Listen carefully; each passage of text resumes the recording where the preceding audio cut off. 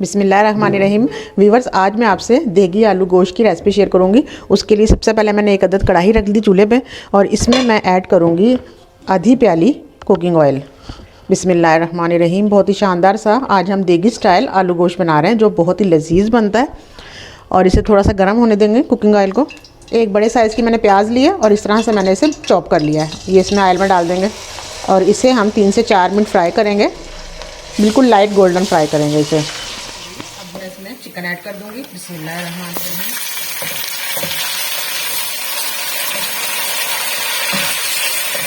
और chicken add करते ही मैं हस्बे जायका इसमें नमक भी ऐड कर दूंगी और इसे 2 से 3 मिनट अच्छी तरह से हम भून लेंगे गोश्त को और नमक को। नमक डालने का रीज़न ये है कि चिकन में फ्लेवर बहुत ज़बरदस्त आ जाएगा। इस स्टेज पर नमक लाजमी डालिएगा। इसे अच्छी तरह से फ्राई करेंगे। लहसुन अदरक डालूंगी इसमें मैं। लहसुन और अदरक के साथ भी हम इसे 1-1.5 मिनट फ्राई करेंगे।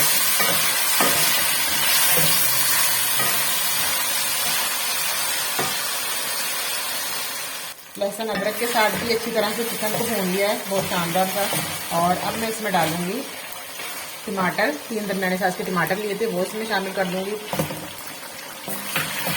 और टमाटर शामिल करते ही मैं इसमें शामिल करूंगी हल्दी, जायका, लाल मिर्च पिसी हुई और 1/2 टीस्पून हल्दी। मिर्च आप कम या ज़्यादा अपने टेस्ट के अकॉर्डिंग कम कर सकते हैं या ज़्यादा चाहें तो आप ज़्यादा डाल सकते हैं। और अब हम इसे मिक्स करेंगे अच्छी तरह से टमाटरों को और हल्दी और जो मिर्चें हमने डाली हैं।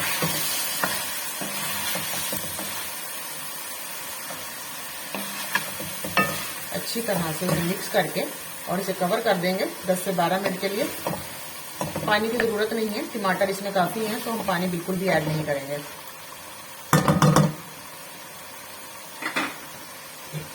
और अब इसे मीडियम फ्लेम पे रख देंगे कवर करके 10 से 12 मिनट के लिए। बिस्मिल्लाहिर्रहमानिर्रहीम। मसाला बड़ा ही ज़बरदस्त सा ये देखें भून रहा है। और अब मैं इसमें ऐड करूँगी 2 टीस्पून पिसा हुआ धनिया और 1 टीस्पून ज़ीरा, भुना कुटा ज़ीरा। और इसे भी भून लेंगे 2 से 3 मिनट। और फिर मैं इसमें दही शामिल करूँगी। ये 4-5 टेबल स्पून दही है हमारी, ये इसमें शामिल कर देंगे। और दही के साथ भी इसे अच्छी तरह से पकाएंगे। दही को और मसाले को हमने अच्छी तरह से भून लिया है। बड़ी अच्छी सी ये ग्रेवी तैयार हो रही है। और अब इसी पॉइंट पे मैं इस ग्रेवी में ये आलू डाल दूंगी ताकि आलूओं में भी फ्लेवर आ जाए मसालों का, जो हमने सारे इसमें तमाम मसाले डाले। इस तरह से आलूओं में फ्लेवर आ जाए। और इस तरह हम आलूओं की भुनाई करेंगे तकरीबन 5 से 6 मिनट। फिर हम इसमें पानी ऐड करेंगे जितना हमने ग्रेवी रखनी हो उस हिसाब से। लेकिन हम इसको आलूओं को लाजमी भूनेंगे मसालों में। ये सब मसाले इस तरह से ये जो उनका फ्लेवर है इस सारे आलूओं में आ जाएगा फ्लेवर। आलू भी अच्छी तरह से भुन जाए मसाले में। देखें बड़ा ही शानदार सा, तो देखें सारा कुछ भुन जाए। और ये देखें जनाब बहुत ही कमाल का ये हमारा देगी आलू गोश्त तैयार हो रहा है। फटाफट से देखें कितना ज़बरदस्त इसकी ग्रेवी इसकी बनी है, ये देखें।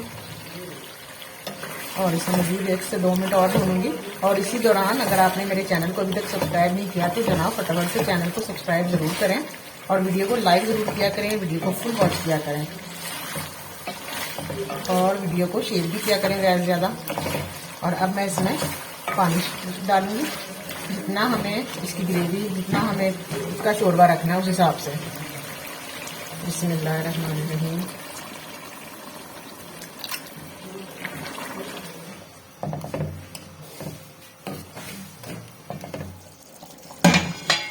बिस्मिल्लाहिर्रहमानिर्रहीम। बड़ा ही ज़बरदस्त सा हमारा देगी आलू गोश्त बिल्कुल तैयार है। ये देखें आलू भी अच्छी तरह से गल गए हैं, चिकन भी गल गया। और ये देखें कितना शानदार इसका शोरबा हल्का सा रखा है मैंने। ये देखें बहुत ही शानदार सा बना है ये सालन। और अब इसमें मैं डालूंगी 1/2 टीस्पून पिसा हुआ गरम मसाला। ये मेरा होममेड गरम मसाला है, बहुत ही शानदार इसकी खुशबू आती है।